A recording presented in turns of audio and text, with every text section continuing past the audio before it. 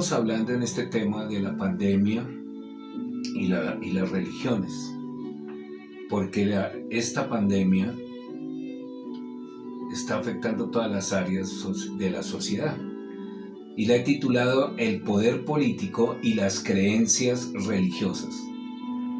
¿Controlan globalmente? Por la pandemia estamos viviendo la crisis mundial en todos los círculos sociales. Esta ha marcado el siglo XXI.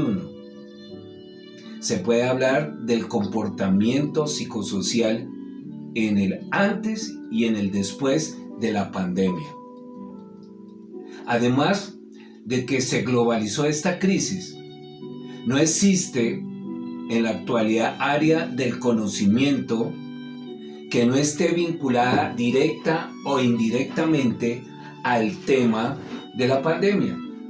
Este virus ha permeado prácticamente todos los campos de la actividad humana, económica, salud, cultura, política, de la milicia y la ecología, entre otros, adquiriendo así un carácter pluridimensional.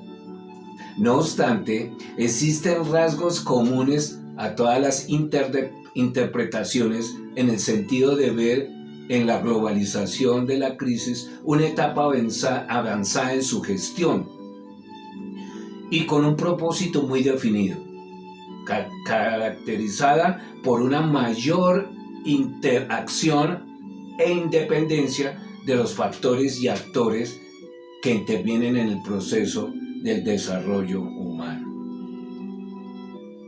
No pretendo ser muy académico, simplemente hago esta introducción para darle la forma de la idea que os estoy exponiendo y de la investigación.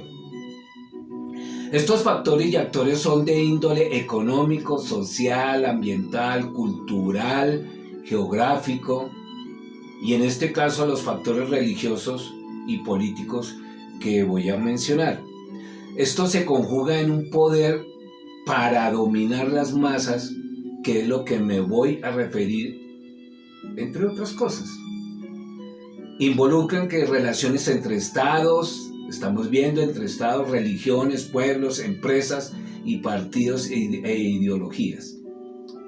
Por ejemplo, el capitalismo mundial deja atrás la etapa de la libre competencia hace unos años atrás, entrando ahora en una fase de monopolista que estamos viendo a través de la pandemia. El soporte económico del imperialismo, que es lo que llaman algunas corrientes ideológicas del comunismo. Esta situación contribuyó a la expansión global de la economía a través fundamentalmente de la internacionalización del capital. Por eso es que está frenado económicamente el mundo, en donde se presenta una lucha de poderes entre las potencias mundiales, llámense China, Estados Unidos, Rusia, etcétera, etcétera, que ahora se ve mayormente en esta pandemia, lo estamos viendo. Unos dicen una cosa, otros dicen otra cosa, pero todos están luchando por el poder económico en este momento. Como es entendido, en su primera fase, así lo llamo, el proceso de esta globalización se efectuó a través de los flujos comerciales del capital, de capital, y además de la información y conocimiento que circulan alrededor del mundo y que involucran en mayor o menor medida a la mayoría de los países.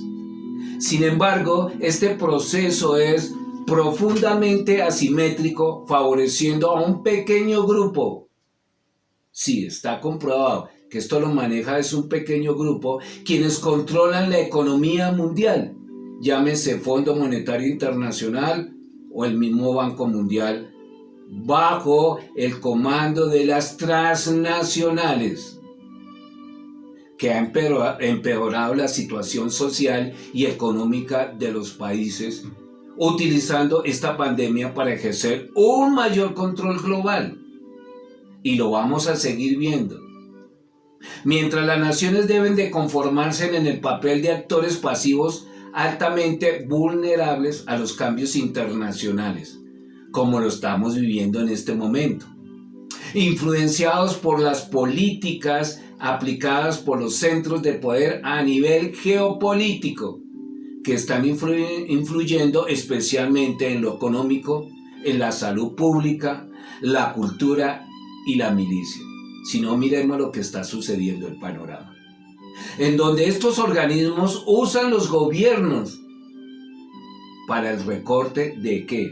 Del gasto público, que se traduce en la práctica en el desmejoramiento de la seguridad social, la prestación de servicios públicos, la educación y la salud pública. Podemos entender ahora por qué le subieron a las tarifas de los servicios públicos, por ejemplo. ¿Será que estamos exagerando? Sigamos a ver qué nos está mostrando esta investigación. En especial, en esta última se ve el deterioro de dichos servicios en detrimento de la salud de la población más vulnerable. Y es que en esta pandemia se confirmó que no les interesa el bienestar social. Su meta a mediano plazo es seguir disminuyendo la población mundial a través de estos eventos. Tenemos que darnos cuenta que el propósito fundamental de esto es disminuir la población mundial. Es un rasgo característico del capitalismo mundial según los entendidos. Pero esto va más allá, es más profundo. Para su desarrollo de la fase actual, la profundización de la tendencia general hacia la parálisis económica, representado por el predominio del capital financiero especulativo. Desde esta fase se argumenta que es imperante crear la necesidad de un gobierno mundial. Mire cómo están trabajando para esto. En bienestar dizque de la humanidad, entre comillas, como dicen ahora los chicos, entre comillas, dizque el bienestar de la humanidad, que se coordine, regule y limite no solamente la actividad de los agentes económicos mundiales, sino que abarque todos los campos de la actividad humana sin humanizar la globalización. En esta fase en que estamos, o que nos han puesto más bien, que yo la llamo la fase 1, ya tiene control mundial de la salud. Escúchenme bien, está comprobado que tienen el control de la salud pública con el brote del coronavirus que surgió dizque en Wuhan, China, causando en este momento conmoción entre la comunidad médica de todo el mundo. Entonces nos hacemos una pregunta. Oiga, ¿pero qué les falta para llegar a lograrlo si tienen todo paralizado? ¿Sabe qué? En someter por medio de un trabajo en lo psicosocial, un contagio social, sembrando ¿qué? Duda, temor, pánico e incredulidad, primeramente por las instituciones estatales, y que están teniendo éxito, y en segunda instancia por la corrupción que generan ellos mismos en los gobernantes de cada país. Entonces hagámonos otra pregunta. ¿Dónde está el engaño?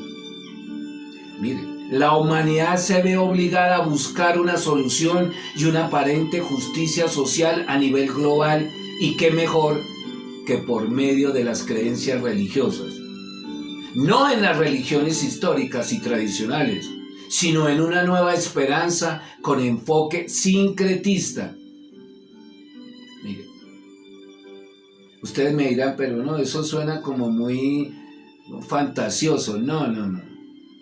Toda esta situación están obligando a la gente a tener un cambio, ¿sí? Y ese cambio lo quieren ellos ejercer ya un dominio total a través de las creencias de las personas. Es bien sabido, la mayoría de conflictos son bélicos a través de la historia tuvieron origen religioso. Es difícil tener la unidad mundial si no llegan primero a la unidad de las creencias religiosas. porque saben que van a tener conflictos bélicos, que pesa más que en lo económico, y es que se ha visto a través de la historia. ¿Con qué propósito? De lograr un gobierno mundial. Tienen que globalizar la religión, es decir, una sola religión, y están trabajando para eso.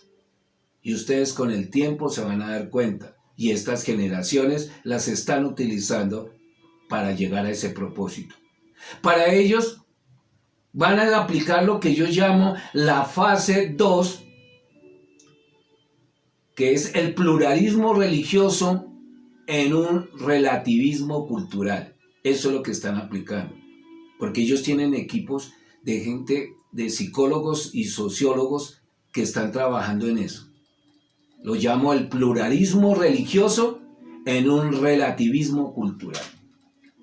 Veamos el panorama actual, para no exagerar o sobredimensional.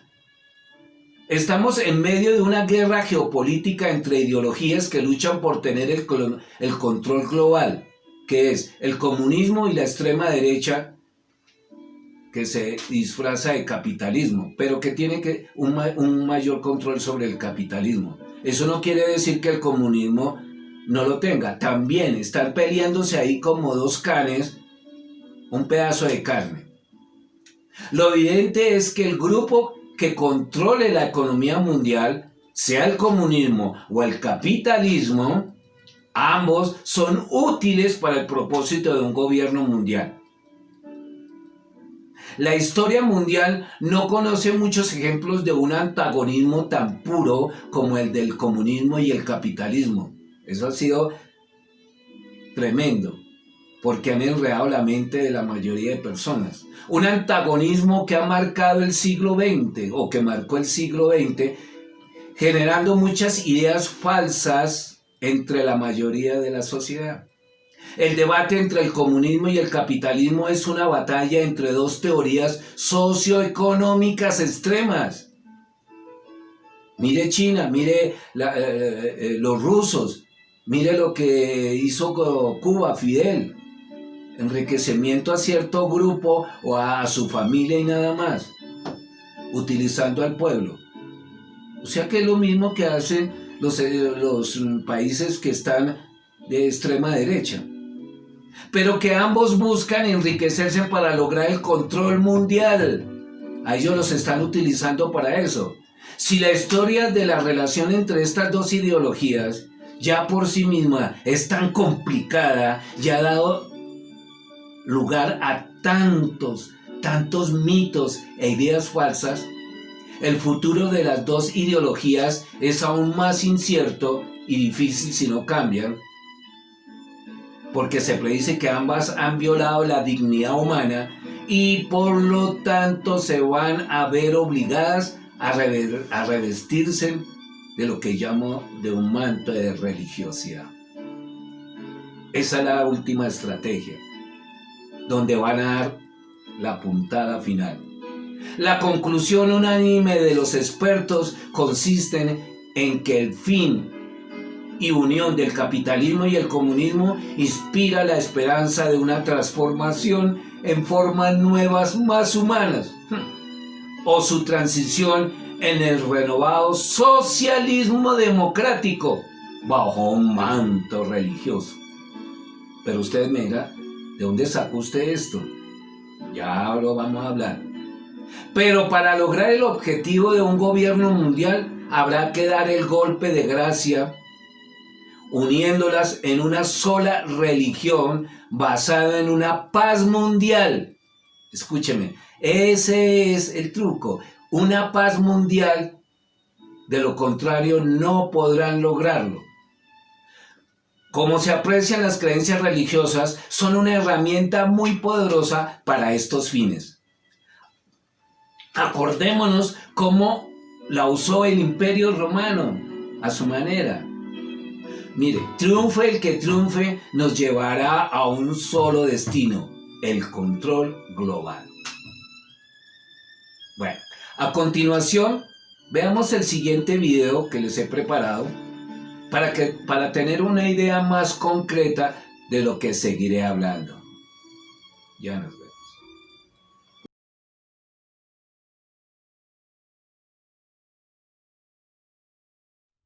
La religión, al igual que la política, es una ciencia que tiene toda una estructura en la cual los que participan en ella saben, entienden, primero, cómo los identifica. Segundo, cómo funcionan. Y tercero, qué expectativas tienen. Esas tres partes hacen una religión. Y la religión, la mayoría, es una función externa que yo proyecto. La parte interna, íntima y personal no es religión, es devoción personal.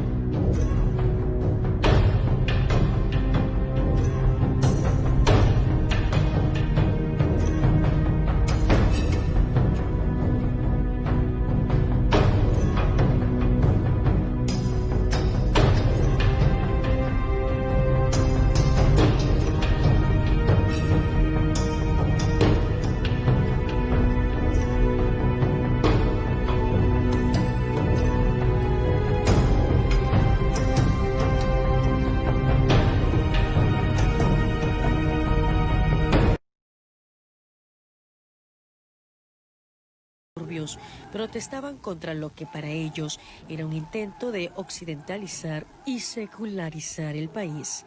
Algunos reclamaban el socialismo y otros simplemente estaban furiosos por los abusos de la policía secreta del Shah. En medio del tumulto, un opositor se erigió como líder desde su exilio en Francia, el clérigo chiita de línea dura Ruhollah Khomeini. Ante la exacerbada desaprobación pública, el Shah huyó de Irán a Egipto. El 1 de febrero de 1979, el ayatolá Khomeini regresó a Irán y fue calurosamente recibido por millones de ciudadanos. Fue un punto de inflexión en la historia del país. Tan solo 2 meses después, tras la celebración de un referéndum, Khomeini proclamó la República Islámica de Irán. En un año el país había pasado de ser una monarquía constitucional a una teocracia, pero esto no supuso el fin de los altercados y la inestabilidad. Ese mismo año, revolucionarios estudiantiles secuestraron a 52 estadounidenses dentro de la Embajada de Estados Unidos en Teherán. La consiguiente crisis rompió los lazos diplomáticos entre ambos países y sentó las bases de un conflicto más amplio en Oriente Medio, en el que Irán sigue teniendo un rol dominante. 40 años tras la revolución islámica, el ayatolá Jomeini sigue siendo un héroe para muchos iraníes, pero para otros el legado de la revolución no ha sido más que represión, censura y estancamiento.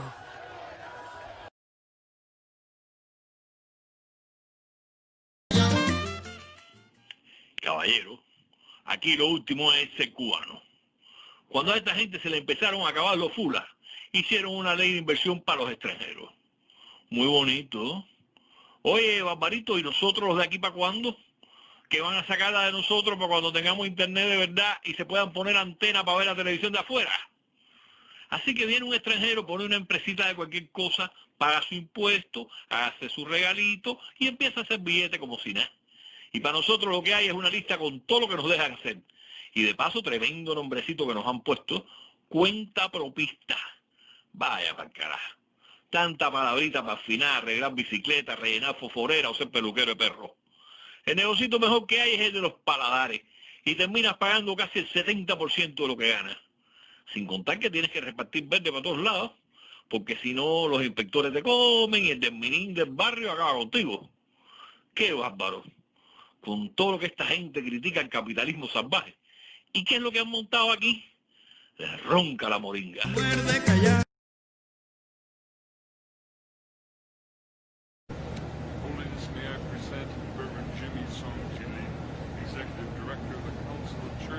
Director del Ejecutivo del Concilio de Iglesias de la Ciudad de Nueva York.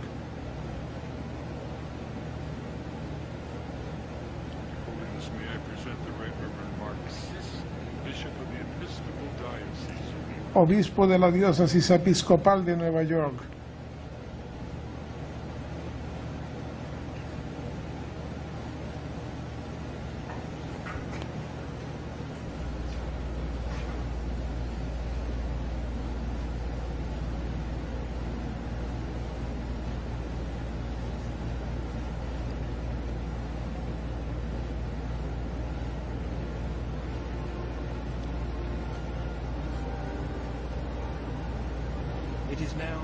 Está bajo cuestión de la larga estancia de la cautivación del ecumenismo, centrándose únicamente en Ginebra y el Vaticano, que moldea y establece forzadamente una nueva realidad eclesiástica, cuando esté aceptado y remarcado por los líderes de los concilios mundiales de iglesias, cuando ellos asumen que todos nosotros los cristianos, sin importar la diferencia dogmática, somos uno en Cristo. El Papa, en su capacidad como obispo de Roma, ejerce un oficio único e indispensable para la Iglesia Universal.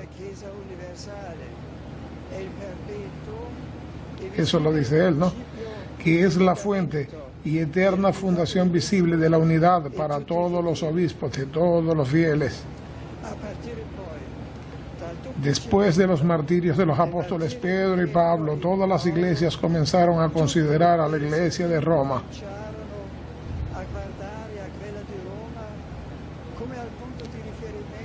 como el punto central de referencia con estima a la unidad en la fe y la práctica pastoral.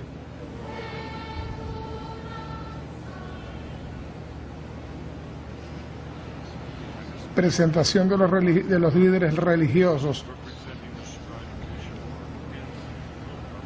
en el ejercicio del servicio ecuménico, representante de la Iglesia Luterana Evangélica de América.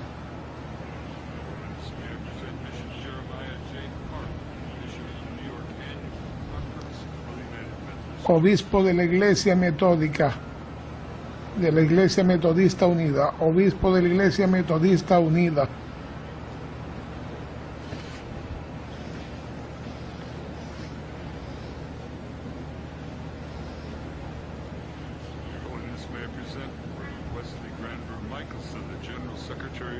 Secretario General de la Iglesia Reformada de América.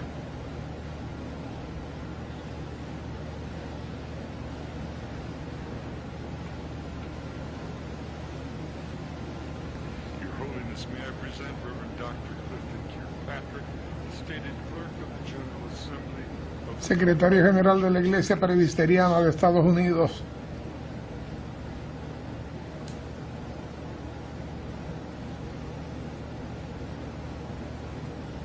Your Holiness, may I present Reverend Dr. William J. Shaw, President of the National Baptist Convention of the United States.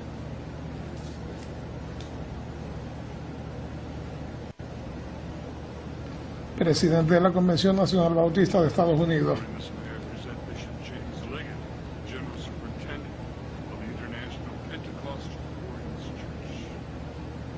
Superintendente de la Iglesia Pentecostal de Santidad Internacional. Your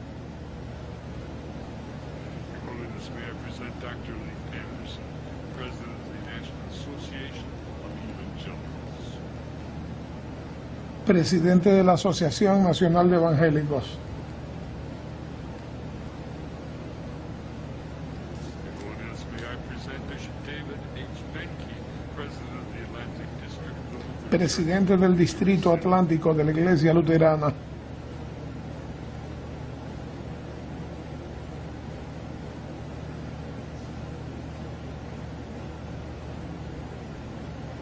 Holiness, may I present Reverend Dr. A.R. Bernard Sr., President of the Council of Churches of the City of New York. Presidente del Concilio de Iglesias de la Ciudad de Nueva York.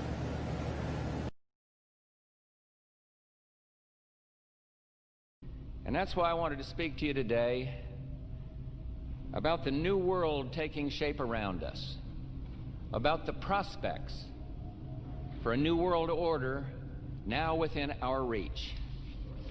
In the coming weeks, I'll be talking in some detail about the possibility of a new world order emerging after the Cold War.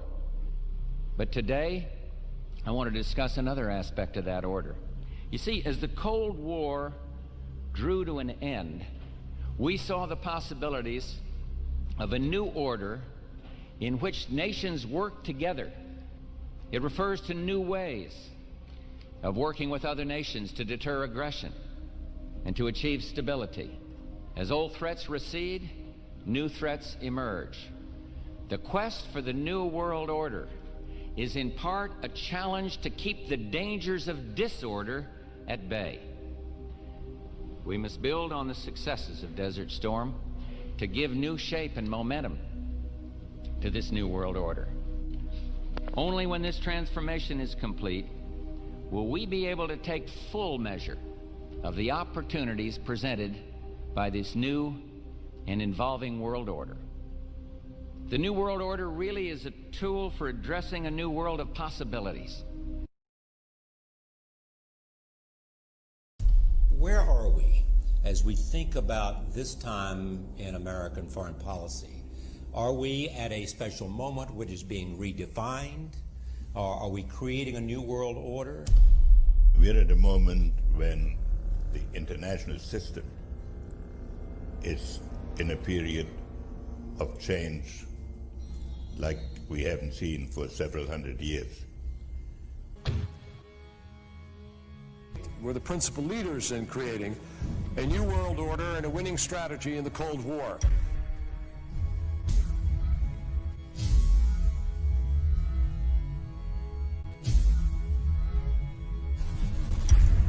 We are part of a new world order. And as the recently departed Admiral William J. Crowe once said, it's long on new and it's short on order.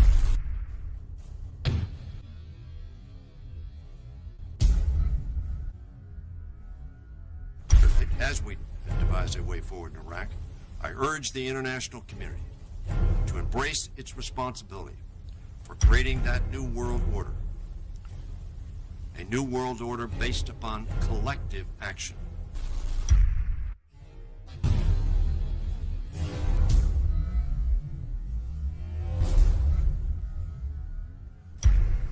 The transatlantic partnership was never just the foundation of our security. It was the foundation of our way of life. It was forged an experience of the most bitter and anguished kind. Out of it came a new Europe, a new world order. There is a chance for the President of the United States to use this disaster to carry out what his father, a phrase his father used, I think, only once, and hasn't been used since, and that is a new world order.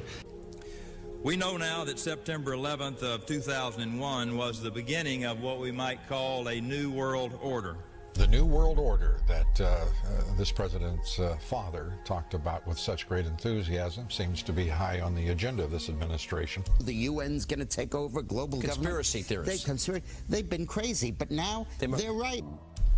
I think a new world order is emerging, and with it the foundations of a new and progressive era of international cooperation.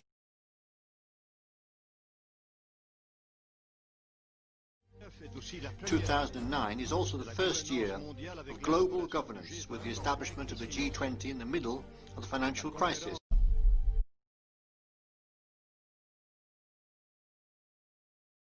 And it's only now that we can begin to understand that the world order that globalization brings and what it's going to look like.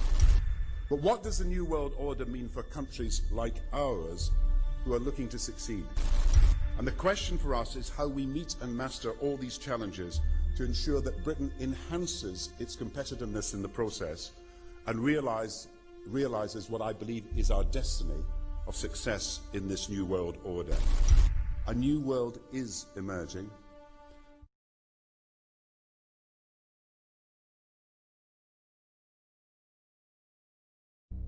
One of the ways it will drive the change is through global governance and global agreements. Global. El tema de la seguridad mundial ya no pueden ser enfrentados por los países en forma individual. Necesitamos trabajar en conjunto.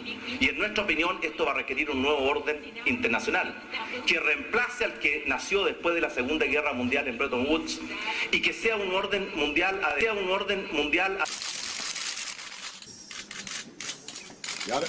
Para España este es un momento de nuevo tiempo en las relaciones entre Estados Unidos y España, y el propósito de mi gobierno, porque es el deseo de mi país, es colaborar con el presidente Obama por un orden mundial de paz, por un orden mundial más justo en la lucha contra la pobreza y por dar a las futuras generaciones un tiempo mejor. En este encuentro hemos ido más allá. Nuestros países han pasado de ser simples buenos amigos y buenos socios a convertirse en verdaderos aliados. Somos aliados en la construcción de un nuevo orden mundial. El mundo del siglo XX quedó atrás, quedó en el pasado. Ahora hay una nueva realidad internacional y no podemos ser observadores pasivos de esa nueva realidad. Para comenzar o para continuar, propongo definir lo que es un poder religioso. ¿Qué es un poder religioso? Es la capacidad que tienen los actores de este mundo, es decir, grupos, familias, individuos en el ámbito social, de influenciar en las conductas de los individuos e instituciones que pertenecen a otros sectores o que tienen injerencia, sea en la política, en el sindicalismo, en el sistema de salud y en cualquier otro sistema, etcétera, etcétera, etcétera. Que a través de lo psicosocial se aprecia el poder que se tiene sobre la mente humana y que no involucra la violencia física. Ellos ya saben que eso no les está dando resultado, pero que se hace sentir como una presión sobre la voluntad del individuo. Por un lado, la influencia de las instituciones religiosas que presionan de cierta manera en las decisiones íntimas y vitales de los individuos que componen la sociedad civil. Por otro lado, la capacidad o no de las jerarquías religiosas para permear las estrategias y elecciones en la sociedad política. Mire cómo trabajan. Esto es el subconjunto extravío de la sociedad civil que ocupa cargos efectivos y que está autorizado para tomar decisiones vinculantes.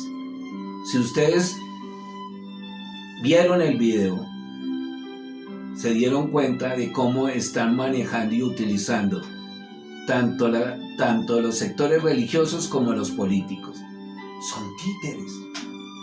Y es que los entendidos sociólogos y políticos saben muy bien el poder que ejercen las creencias religiosas. En lo que se refiere a la influencia sobre la sociedad civil, en la actualidad vemos que las decisiones trascendentales e íntimas chocan entre las tradiciones religiosas y el pensamiento postmodernista. Les voy a dar un ejemplo. La elección de métodos anticonceptivos, esto sí que ha tenido un choque generacional, que de manera ha distanciado a las normas prescritas del Estado y de las instituciones religiosas, como es el catolicismo a la cabeza. Lo cierto es que a partir de esta generación se ha iniciado a nivel global un quebrantamiento, más no un cisma, en las religiones históricas, llámese como se llamen, o en tradicionales, como las quieran ustedes interpretar. Tal vez se pueda interpretar como una rebelión contra normas y dogmas que fueron impuestas desde sus generaciones pasadas, viendo que no hay libertad de decisión porque fueron impuestas, como todo lo religioso.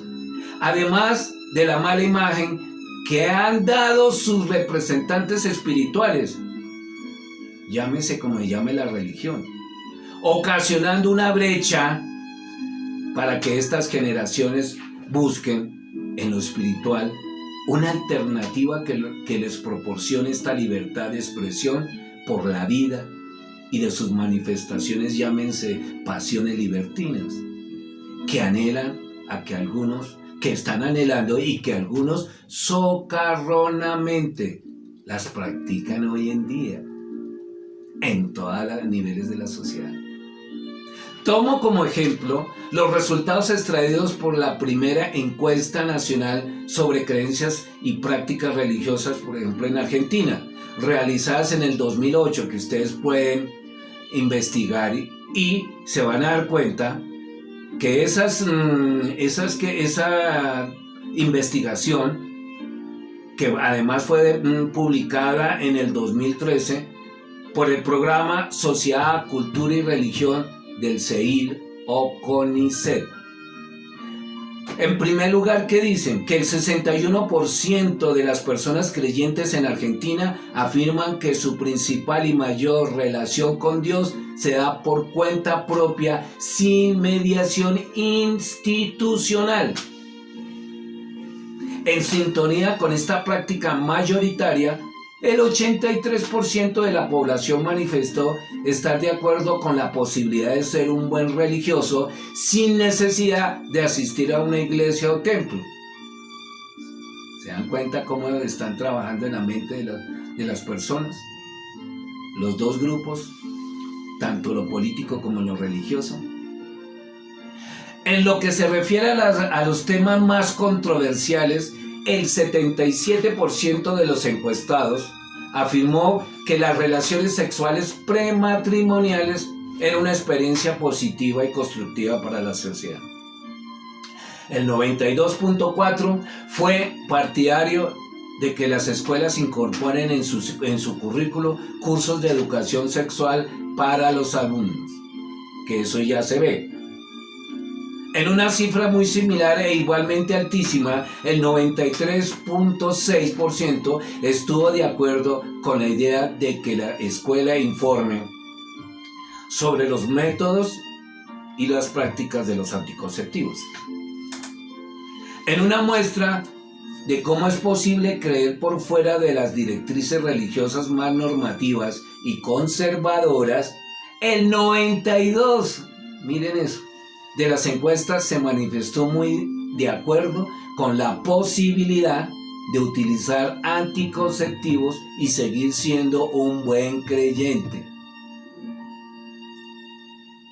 Y ellos dicen, frente a la pregunta que ellos se hacen acerca de que debe prevalecer en política la anticoncepción y la natalidad, casi la mitad de los encuestados privilegió el derecho de los individuos, un 49%, un poco más de un tercio la opinión de especialistas en la salud, que fue un 36%. Mire cómo está esto. Y solo el 7% respondió que se debe tener en cuenta la opinión de autoridades espirituales. ¿Se dan cuenta hasta dónde se ha trabajado? Esto lo llamo cosmovisión del secularismo naturalista, donde pululan los creyentes sin religión, que ya lo hablamos, construyendo el camino para la religión sincretista y única. La sociología de la religión nombró este proceso de distanciamiento entre la pretensión institucional y la decisión individual bajo el concepto de secularismo. El mismo no significa el fin del fenómeno religioso, eso no se va a acabar en la mente humana, sino más bien una recomposición del campo de las creencias bajo el cual se continúa creyendo, pero a su manera. Ojalá los líderes religiosos, con toda humildad digo, escuchen esta charla y empiecen a tomar unos cambios de actitud, de comportamiento, para ayudar a estas nuevas generaciones, a esta mentalidad, a razonar y volver al principio fundamental, que no es una religión, sino al Dios poderoso, al Creador de los cielos y de la tierra. Mire, en Europa se conoce este fenómeno que estoy hablando, de que yo creo a mi manera, como religión a la carta, puntualizando la autonomía de los creyentes para armar su combo de creencias religiosas al margen del deseo institucional, en el caso de la relación entre instituciones religiosas y la clase política. El análisis se complica. Ante un repaso histórico resulta evidente que las influencias existen, que la opinión de las jerarquías religiosas, llámense como se llamen, cristianas, budistas, hinduistas o las más fuertes en poder político como es el Islam, que talló y talla en el repertorio de las decisiones de la clase política. Es que la religión es un arma muy poderosa. Tomando como ejemplo, miremos el catolicismo en nuestros países desde Centroamérica hasta Argentina, los privilegios que ellos tienen como católicos, como comunidad. Es un gobierno, la Santa Sede, el Vaticano, es un gobierno. No solo se mantuvieron, sino que se mantienen y que inclusivemente se multiplicaron hoy en día en tomar control de estos países. El catolicismo continúa siendo el único credo que no necesita, escúchenme bien, y los que trabajan en esto lo saben mejor que yo, registrarse ante las autoridades de un estado en estos países latinoamericanos y en algunos países de África. Inclusive tienen injerencia para bloquear cualquier iniciativa dispuesta a corregir la desigualdad en el campo religioso. Esto es lo que yo llamo, siguen con el espíritu romano. Han frenado muchos aspectos de la libertad de culto, por ejemplo. Y de qué hablar de las repúblicas islámicas, es que miremos por el otro lado. Es un estado sustentado en la forma república de gobierno, pero que simultáneamente constituye su cuerpo institucional y normativo en compatibilidad con las normas del Sharia, la ley islámica, en la cual eventualmente se puede dar rango igual a la ley civil, mientras que el Estado sigue siendo una república de igual manera en una república islámica, el poder que lo maneja. La influencia, por ejemplo, de los imams o jeques musulmanes aumenta cada día más y hasta puede uno apreciar que son designados para cargos oficiales, mientras mantengan su posición religiosa. A ver, unos trabajan por su lado con el único propósito de tener el control, y en el área religiosa hacen lo mismo. Sin embargo, hay normas especiales respecto a la rigidez en la aplicación de estos principios. Esto varía de país en país. Es un conjunto heterogéneo de movimientos políticos por ambos lados, cuya ideología y programa político consiste esencialmente en la adaptación de la vida política, a los mandatos religiosos, por ejemplo en el caso del Islam. El islamismo, como respuesta a la situación histórica, desea que se rediseñe una nueva sociedad. Mire por dónde van.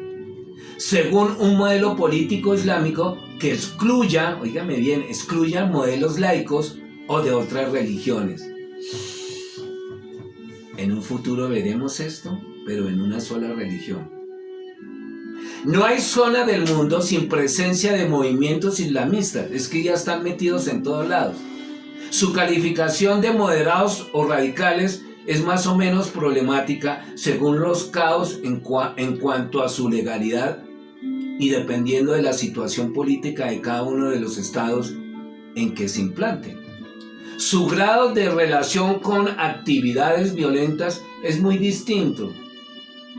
Varía de ellos, esa variedad está considerada como organizaciones terroristas, así lo ven algunos, pero todas de alguna manera son terroristas.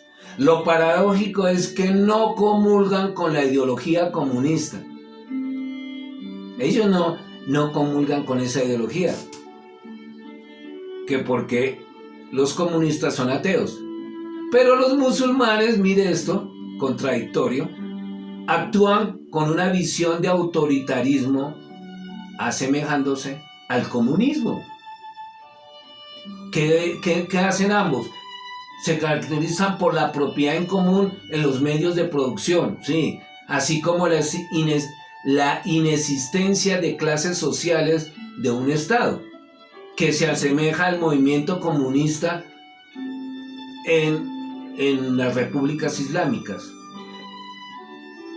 bajo disque una interpretación revolucionaria y de la formación de un partido político como lo es el Islam, convirtiéndose luego en organización internacional unificada bajo la doctrina, el uno marxista, mientras que los movimientos islámicos en el profeta Mahoma, basándose en el libro del Corán. Sus fieles creen en Alá, el Dios, como su mensajero. Parece ser que este puede ser el modelo que se quiere implantar a nivel global para formar una sola religión política. ¿Ustedes se imaginan cómo estarán todas estas personas que están bajo esta cobertura religiosa, ¿sí? ¿Cómo estarán oprimidos? Eso es lo que se conoce en la Biblia como el gobierno del anticristo. Lo estamos formando. Esto no son conjeturas. Esto no son especulaciones. Bueno, sigamos. Lo cierto es que esta influencia religiosa en el espacio político democrático es considerada por los analistas y decisorios políticos como una fuerza de atracción del voto, mires, de la religión prominente. Y aquí sí que la han utilizado algunos políticos, porque saben que tienen fuerza en las decisiones electorales, bajo la creencia de sus potenciales electores que creen que la política de una gobernabilidad es inestable y ahora muy corrupta. La clase política se recuesta pragmáticamente en el poder religioso para obtener de él dos recursos claves, uno en lo espiritual y uno en lo económico. Lo lamentable es que las religiones tradicionales se siguen sumergiendo más y más en la oscuridad, dejando el camino para una nueva religión global. Le están trabajando sin darse en cuenta. La religión se puede considerar una potencia mundial porque saben que el plan es unirlas tal vez bajo el manto de la paz mundial, pero un líder o una organización que las controle por el lado de la religión. Yo pregunto, ¿qué tan cierta será esa paz y tan estable para el mundo? Mire, la Biblia nos da la respuesta ahora y antes de que esto suceda, como todo lo que lo ha predicho proféticamente se ha cumplido hasta el día de hoy. Allá lo van a encontrar la respuesta. En base a lo anterior, se puede decir que ya está el camino para construir esa religión sincretista. Lo que estamos viendo es la construcción por estas generaciones posmodernas con una mentalidad de relativismo moral, medio por el cual se pueden unir. Hoy hablan, desde que hablemos de paz, toda religión tiene la misma procedencia. Y hay una frase que utilizan mucho esta generación posmoderna: tengo derecho a vivir mi vida como yo quiera, porque no le hago daño a nadie.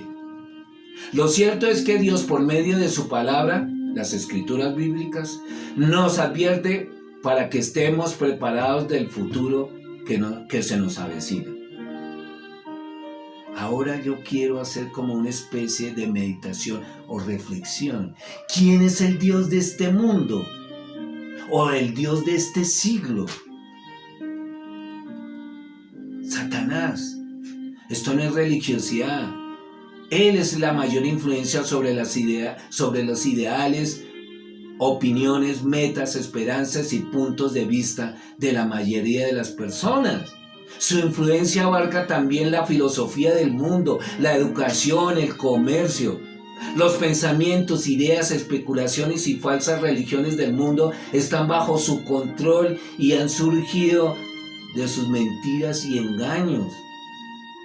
Bueno, concluyo con esta palabra profética de las escrituras bíblicas. Y como las creo, las quiero compartir.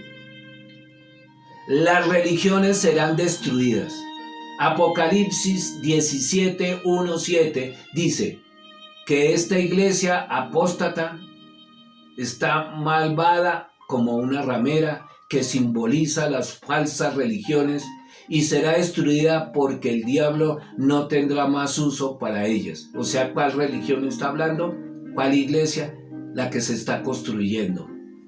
La de sincretismo. La ramera, discúlpenme la expresión. Será útil en su momento dado para ellas. Eso es lo que se conoce como apostasía, como una religión, ¿sí?, sincretista, que es realizada por el anticristo. Habrá un pseudo cristianismo que son los que se van a quedar, ¿sí?, pasando semejante. La gente estar en el dilema de adorar a Dios o adorar en el anticristo, los que van a vivir en esa época. Y eso está en Apocalipsis 1:4-8.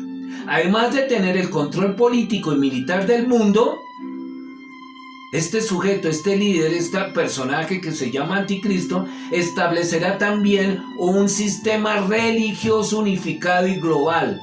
Cuando yo digo, o me refiero más bien a la Torre de Babel, se repite la historia, pero en otra versión, que va a ser de muchas religiones, que va a poner el anticristo a unirlas en su famosa religión mundial. Es mostrar que el ser humano siempre estará buscando ser lleno del mundo espiritual sin importar sus consecuencias, confusión, engaño y mentiras, hasta engañarse en ellos mismos. Están construyendo su Torre de Babel bajo una cobertura política que va a representar el caos y la inestabilidad, que simboliza el deterioro de la vida y la condición del hombre en ese momento, porque es una condición efímera y no perenne como la construcción hecha de la mano del Altísimo. Muy amable.